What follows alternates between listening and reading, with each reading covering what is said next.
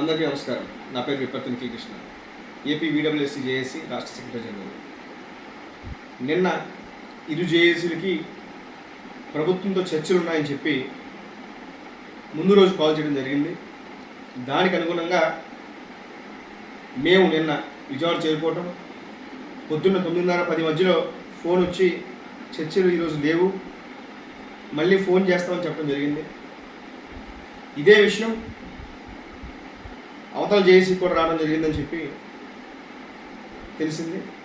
తర్వాత అసలు ఎందుకు చర్చలకని పిలిచి ఎందుకు క్యాన్సిల్ చేశారు అనే విషయం మీద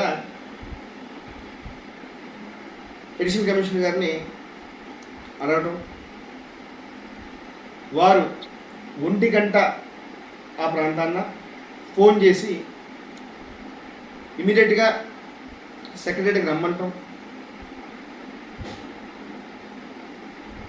ప్రిన్సిపల్ సెక్రటరీ గారితో మీటింగ్ ఏర్పాటు చేయడం జరిగింది. మేమేదో వారిని ప్రాధాన్యపడితేనో లేకపోతే అపాయింట్మెంట్ కోసం పాకులాడితేనో ఇచ్చింది కాదు. మనం ఒక కార్యాచరణతో, మీరు ఒక కార్యాచరణతో ఓ నోటీస్ ఇచ్చున్నాం. ప్రభుత్వాన్ని 15 రోజుల నోటీస్ పీరియడ్లో మేము అడిగిన డిమాండ్స్కి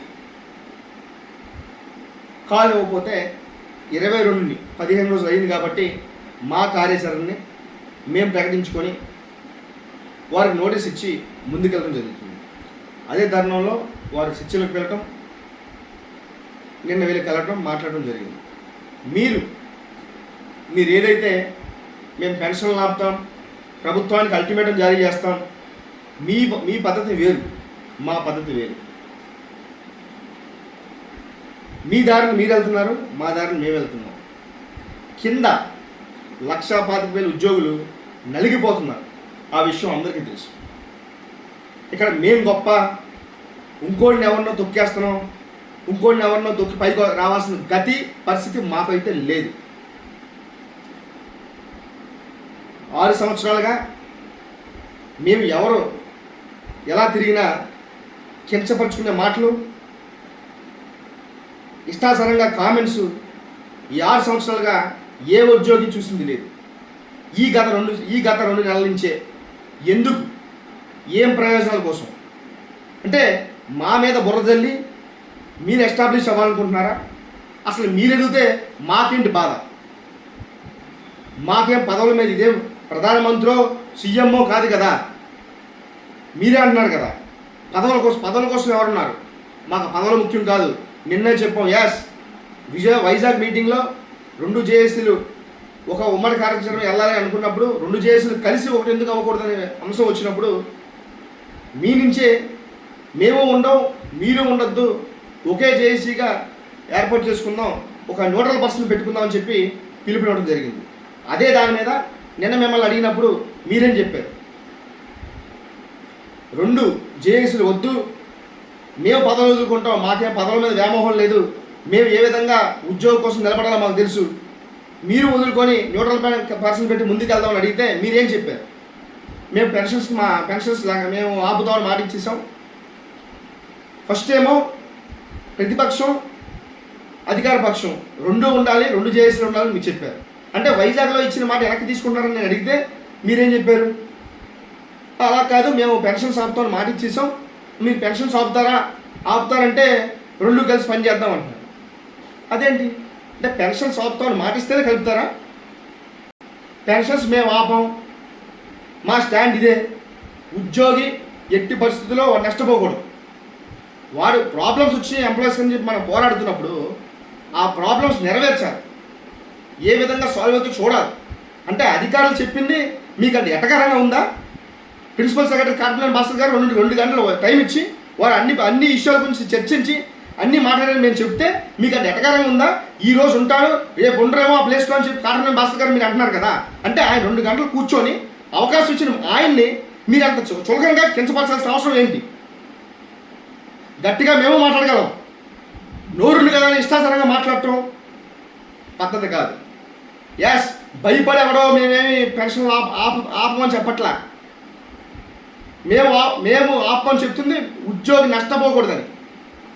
మీరు విజయవాడలో ధర్నా చేశారు, అప్పుడు పెద్ద నాయకులు పెద్ద సంఘ నాయకులు అన్నారు. కేఆర్ సూర్యనారాయణ గారు వచ్చినప్పుడు మీరెందుకు ఆహ్వానించారు? తర్వాత మీరెందుకు వీడియో చేసి కేఆర్ సూర్యనారాయణ గారి గురించి సార్ మాట్లాడారు, పైన ప్రభుత్వంతో మాట్లాడతారని ఎందుకు మాట్లాడారు? నమ్మకం ఉండబట్టే కదా.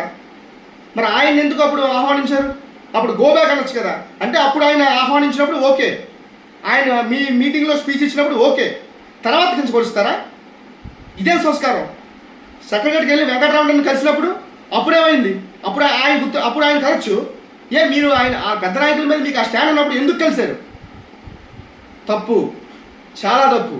మేము ఇప్పుడు చెప్తున్నాం, మాకు ఏ పదవులు అవసరం లేదు. మేము ఏ విధంగా ముందుకు వెళ్ళాలో మాకు తెలుసు. మీరు కామెంట్స్ చేసుకుంటారో మమ్మల్ని కించపరుచుకుంటారో అది మీ సంస్కారానికి వదిలేస్తున్నా.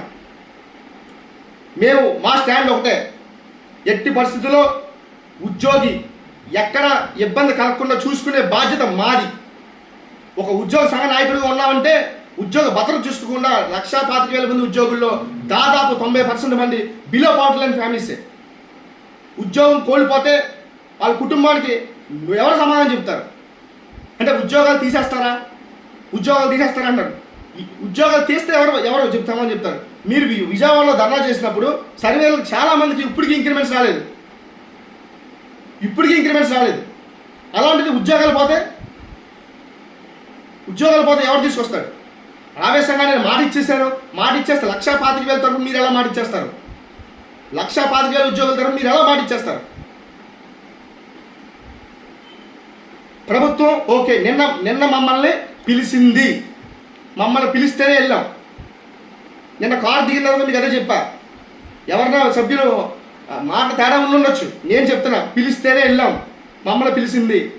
మిమ్మల్ని పిల్లలేదంటే ఎందుకు పిల్లలేదు? మా నోటీస్ ఎజెండా పాయింట్ ఒకటి, మీ నోటీస్ వేరే ఉంది.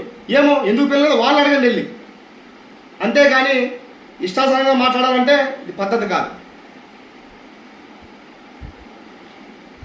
ఎంప్లాయీస్ ఒకటి అర్థం చేసుకోవాలి, మేము దేనికి వ్యతిరేకం కాదు. మా ప్రభుత్వం నిన్న 2 గంటలు చర్చల్లో నోషనల్ ఇంక్రిమెంట్ల గురించి, ఎట్టి పరిస్థితుల్లో ఫినాన్స్లో కొన్ని క్వైరీస్ ఉన్నాయి, నేను ఫినాన్స్ డిపార్ట్మెంట్తో మాట్లాడతాను, ఇన్ కేస్ ఫినాన్స్ డిపార్ట్మెంట్లో యాక్సెప్ట్ చేయకపోతే ఖచ్చితంగా ముఖ్యమంత్రి గారితో మాట్లాడి మీకు సోషల్ ఇంక్రిమెంట్ ఇచ్చే బాధ్యత నాది అని చెప్పి కార్పొరేషన్ మాస్టర్ గారు చెప్పడం జరిగింది.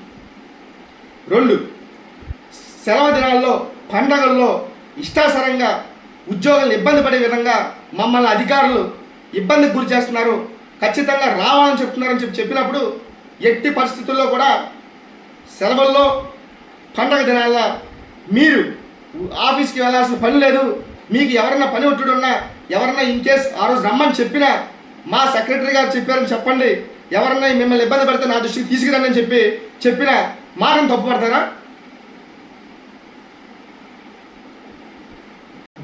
దివ్యాంగులకి ఎంప్లాయీస్కి ఫీల్డ్ డ్యూటీ చేస్తున్నారు, దయచేసి వారు ఆఫీస్లో ఉండే విధంగా ఫీల్డ్ డ్యూటీ వేయద్దని చెప్పాం, దానికి కూడా వారు యాక్సెప్ట్ చేశారు. సిఎల్స్ కోసం ఉద్యోగులు ఇబ్బంది పడుతున్నారు, అత్యవసరంగా సిఎల్ తీసుకోవాలంటే అధికారి టైం కుదరకపోతే సిఎల్ పెడతాం, కుదరట్లేదు. దానికోసం కూడా చెప్తే ఇమీడియట్గా సిఎల్కి 1 డే టైం ఇచ్చి ఆ 1 డేలో డీమ్ టు బి అప్రూవ్డ్ అని చెప్పి అయ్యే విధంగా మేము ఇస్తామని చెప్పి, అదే ఈఎల్స్కి అయితే 3 డేస్లో అవుద్దని చెప్పి మేము డిజైన్ చేస్తామని చెప్పారు. మొన్న ట్రాన్స్ఫర్స్లో కూడా చాలా వరకు ఎంప్లాయీస్ ఇబ్బంది పడ్డారు, లెటర్స్ ఉంటే కానీ ట్రాన్స్ఫర్ చేయని పరిస్థితి అని ప్రిన్సిపల్ సెక్రటరీ గారి దృష్టికి తీసుకెళ్ళినప్పుడు ఎట్టి పరిస్థితుల్లో నెక్స్ట్ నుంచి టీచర్స్కి ఇచ్చే విధంగా ట్రాన్స్ఫర్స్ పెట్టాలని చెప్పడం, వారు దానికి ఎట్టి పరిస్థితులు అలాగే చేసే విధంగా మేము ఒక డిజైన్ చేస్తాం, వెబ్ యాప్ ఆప్షన్స్లో డిజైన్ చేస్తామని చెప్పడం జరిగింది. మ్యూచువల్ ట్రాన్స్ఫర్స్ కోసం స్పౌస్ ఇస్తాం, మ్యూచువల్ ఇంటర్ డిస్ట్రిక్ట్ ట్రాన్స్ఫర్లో స్పౌస్ కేటగిరీ ఇస్తాం. మ్యూచువల్ అనేది కొంత ఫినాన్షియల్ లాబింగ్ జరుగుతుంది, అది ఏం లేకుండా చూసుకొని వాళ్ళకి కూడా కల్పిస్తామని చెప్పడం జరిగింది. అంటే ఇన్ని అంశాల మీద ఆ ఎంప్లాయీస్ ప్రెజర్కి గురవుతున్నారు, కనీసం రిలీఫ్ అనేది ఉండాలి, రెవెన్యూ లాగా స్పోర్ట్స్ మీట్స్ పెట్టండి అని చెప్పినప్పుడు డెఫినెట్గా స్పోర్ట్స్ మీట్స్ మీకు కండక్ట్ చేస్తామని హామీ ఇవ్వడం జరిగింది. మొన్న రీసెంట్గా మీ కొంతమంది రెవెన్యూ డిపార్ట్మెంట్స్, పంచాయతీ శాఖ డిపార్ట్మెంట్స్ నుంచి వచ్చినప్పుడు ఎట్టి పరిస్థితుల్లో పంచాయతీ స్టాఫ్ అందరూ చేయాలి, కొంతమంది చేయరు, ఒక దగ్గర ఒక దగ్గర రూల్ అని చెప్పి అన్నప్పుడు కూడా మేము దాన్ని ఖండించడం, ఇదే ఇష్యూ వారి దృష్టికి తీసుకెళ్ళటం, డెఫినెట్గా నేను మాట్లాడి అలాంటి ఇబ్బందులు లేకుండా తక్షణమే ఏ ఎంప్లాయ్ ఇబ్బంది పడకుండా చూసుకుంటామని హామీ ఇవ్వడం జరిగింది. ఇలా అనేక అంశాలు 2 గంటల్లో, పావు గంట కాదండి 2 గంటలు. మీ విజన్ ఎవరు టీం ఉందన్నారు కదా, మీకు తెలియదేమో. 1 గంట పోకు మేము వచ్చి వెయిట్ చేస్తామని చెప్పారు. మాకు 1 గంట పోకు కాల్ వస్తే మేము వచ్చిన 2 గంటలు 2:15 లోపలికి వెళ్ళాం. మీ విజనరీ టీం సరిగ్గా అబ్జర్వ్ చేయలేదేమో. మేము పావు గంట సేపు చర్చలు కూర్చోలే, 2 గంటల సేపు కూర్చోబెట్టి మాట్లాడారు ఆయన, 2 hours. ఇంకో మాట చెప్పారు, దయచేసి ఎవరన్నా రెచ్చగొట్టే వాక్యాలు చేస్తే దానికి ఎంప్లాయీస్ ఎవరు ఆవేశపడి ఉద్రేకపడకండి, మీ భవిష్యత్తు డెఫినెట్గా మిమ్మల్ని ఏ విధంగా చూడాలో మాది బాధ్యత, డెఫినెట్గా మీ అందరికీ న్యాయం చేసే విధంగానే మేము చూస్తాం అని చెప్పడం జరిగింది. ఇలా అనేక అంశాలు చర్చలకు వచ్చింది. ప్రమోషన్ లేని డిపార్ట్మెంట్స్కి, విలేజ్ లెవెల్లో అయితే ఇంజనీరింగ్ అసిస్టెంట్స్కి, వెల్ఫేర్ అసిస్టెంట్స్కి, ఇంకా అనేక శాఖలకు కూడా ప్రమోషన్స్ లేవు. ఇవ్వని ప్రమోషన్స్ లేని డిపార్ట్మెంట్స్ అన్నింటికి కూడా డెఫినెట్ ఖచ్చితంగా ప్రమోషన్స్ ఇచ్చే విధంగా నేను మీటింగ్ కాన్ఫర్ చేసి చీఫ్ సెక్రటరీ గారితో, అవసరమైతే సీఎం గారితో కూడా మాట్లాడి మేము ఫైల్ మూవ్ చేసే విధంగా నేను చూస్తానని చెప్పారు. వార్డులో కూడా ఇప్పుడు దాకా ప్రమోషన్స్ ముందుకు వెళ్ళలేదు, అది కూడా నేను ఖచ్చితంగా టేకప్ చేసి మీ ముందుకు తీసుకెళ్తామని చెప్పడం జరిగారు. ఇలా అనేక అంశాలు మనం చర్చించడం జరిగింది. అన్నింటిలో కూడా డెఫినెట్గా మనకు న్యాయం చేస్తామని హామీ ఇచ్చారు. ఇదే మినిట్స్ లోపల ఇవ్వమని జరిగింది. వారు మనం ఏదైతే చెప్పారో సర్క్యులర్స్ కూడా ఇస్తామని చెప్పారు. ఇవన్నీ జరిగినాయని మీకు చెప్పాం. అయినా మీరు నమ్మకపోతే, అంటే ఒక ప్రిన్సిపల్ సెక్రటరీ స్థాయిలో ఉన్న వ్యక్తి చెప్పిన నమ్మమా? మేము నమ్మాం కాబట్టే మేము చెప్తున్నాం. మేము ఏదైతే కార్యాచరణ మేము ఉన్నామో, మేము ఇచ్చిన దాంట్లో డోర్ టు డోర్ అదే ప్రాధాన్యం. డోర్ టు డోర్ దానికి మాత్రం మేము యాక్సెప్ట్ చేయలేదు. వారు చెప్పారు క్వార్టర్లీ, 1 ఇయర్లీ ఉండే సర్వేలు, దాని మీద అయితే మనకి ఒక ఫేవరబుల్ డెసిషన్స్ రాలేదు. దానికి మేము యాక్సెప్ట్ చేయం. సార్ని చాలాసార్లు మేము అడిగాం, సార్ ఎంప్లాయ్ చాలా నష్టపోతున్నాడు, చాలా ఇబ్బంది పడుతున్నారు, ఇంటింటికి వెళ్తుంటే టీచర్స్ ఉన్నారు, వాళ్ళ ఇంటింటికి సర్వేలు కానీ లేకపోతే ఈ స్కూల్స్లో టాయిలెట్స్ ఫోటో తీసినప్పుడు మా ఆత్మగౌరవం దెబ్బతింటుందని చెప్పి ఒక లెటర్ రిలీజ్ చేసినప్పుడు వాళ్ళు మినహాయిస్తున్నారు. మరి మమ్మల్ని మా ఆత్మగౌరవం దెబ్బతింటుంది అనే విషయం కూడా వాళ్ళు చెప్పడం, మరి ఖచ్చితంగా ఇది మీరు ఆలోచించవలసిందిగా కోరుతున్నాం. మాకు న్యాయం జరిగే విధంగా చూడమని చెప్పడం జరిగింది. మనం సాటిస్ఫై అనే అంశం అది. సాటిస్ఫాక్షన్గా సార్ చెప్పిన మ్యాక్సిమం ఇవన్నీ డిస్కస్ చేశారు. ఇవన్నీ ఆయన హామీ ఇచ్చారు. ఆయన స్థాయి వ్యక్తి చెప్పిన తర్వాత మనం ఎలా నమ్మకుండా ఉంటాం? అదే చెప్పాం, అంతే తప్ప మాకే సన్నాయి నొక్కులు నొక్కడానికో లేకపోతే మేమేదో అక్కడికి వెళ్ళి లాలూచి పడ్డానికో మాకేంటండి అవసరం? మేము చెప్తున్నాం, పదవులు మాకు ముఖ్యం కాదు. 6 ఏళ్ళుగా మేము ఎలా చేసామో ఇప్పటికీ నిలబడి ఉద్యోగం కోసం ఖచ్చితంగా నిలబడతాం. ఉద్యోగం నష్టపోతుందో చూస్తూ ఊరుకోం. డెఫినెట్గా మేము ఒకటే చెప్తాం, ఎవరిని ఇబ్బంది పెట్టాం. మీ కార్యాచరణ మీకు నచ్చితే ఫాలో అవ్వమండి. కాకపోతే మేము వాళ్ళు కూడా అడుగుతున్నాం, వాళ్ళకి కూడా చెప్తున్నాం. ఈ వీడియో పరంగా వాళ్ళు కూడా చెప్తుంది ఏంటంటే, దయచేసి ఆలోచించండి. ఎవరిదైనా ఉద్యోగం పోతే కుటుంబం ఎంత ఇబ్బంది పడుతుందో ఆలోచించండి. మిమ్మల్ని 1,25,000 మంది ఉద్యోగుల్ని మేమేమి మా మాట ఏమని చెప్పట్లా. ఇది మా అభిప్రాయం, మా అభిప్రాయం ఇది, నష్టపోకూడదని. అంతే తప్ప వేరే ఏదో లబ్ధి కోసమో ఏదో దానికోసమో మేము ఉండేటైతే డెఫినెట్గా మేము స్టేట్మెంట్ ఇచ్చేవాళ్ళం కదా. నాయకుడు అన్నవాడు ఉద్యోగ భద్రత చూసుకోవడం చాలా ముఖ్యం. మా స్టాండ్, మీ స్టాండ్ అదేమో, మేము మీ స్టాండ్ తప్పు పడట్లే. కాకపోతే మా స్టాండ్ ఇదే నేను చెప్తున్నాం. ఎవరు ఫాలో అయ్యారో వాళ్ళు ఫాలో అవుతారు. ప్రతి ఉద్యోగి అర్థం చేసుకుంటారని కోరుకుంటూ సెలవు తీసుకుంటున్నాను. Thank you.